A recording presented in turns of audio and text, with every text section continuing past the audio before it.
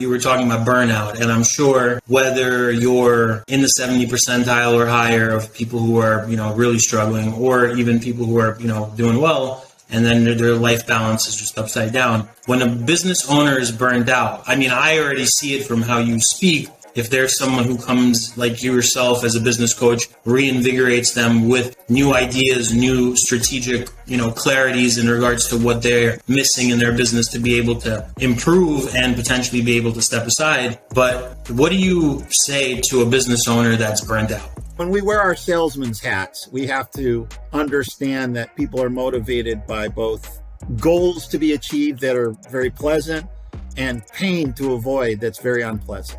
And often when a person is burned out, we're going to be talking about very painful things that we're going to try to avoid. So one of the first painful thing we want to avoid is a bankruptcy.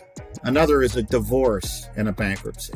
Another is your children hate you and a divorce and a bankruptcy. There's a lot of things that are affected by this. It's not enough to just say you can't just get out of your business.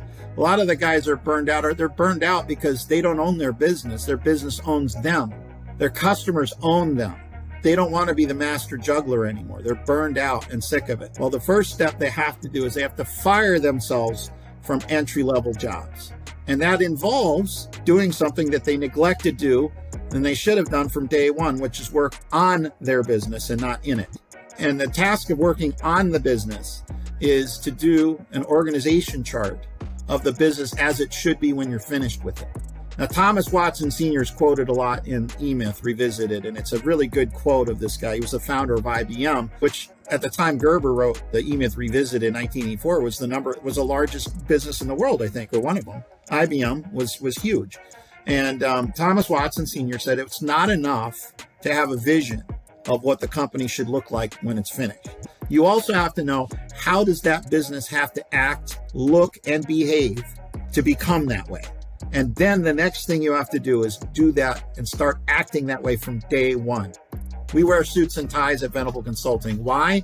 It just makes us more relatable and we're more professional. I treat everything as if we're professionals. Now, sometimes I'm around blue collar guys. We can wear, some other things, but this is our image. And I thought a lot about this. It seemed to me that I've been treated with the most respect, and people are less interested in my credentials if I wear a suit and tie, and they're more interested in whether I can help them. If I show up in a branded, polo shirt and jeans, they're going to think, who is this kid that just showed up here? There's a good Seinfeld episode, I think, about Casual Day. The guy got referred to a lawyer, and he shows up on a casual Friday. It's like, what are you casual? You going to be casual about my business? I don't want casual. I think that was Curb Your Enthusiasm, Larry David. Yeah, it was. I love that. Yeah, it was a really good episode. But it's true. What we're there is to do some very, very serious work. And often we're working with the other licensed professionals that people have in their business. I'm often working with their attorneys. I'm often working with their CPAs. If they have a financial advisor, I'm working with them. The business valuations that we do are also useful for their insurance. They're useful if they're going through a divorce because the business is part of their assets that somebody's going to get a piece of in a divorce settlement. It's a life event. And for many business owners, it's the single largest asset that they own is their business and is part of their retirement plan.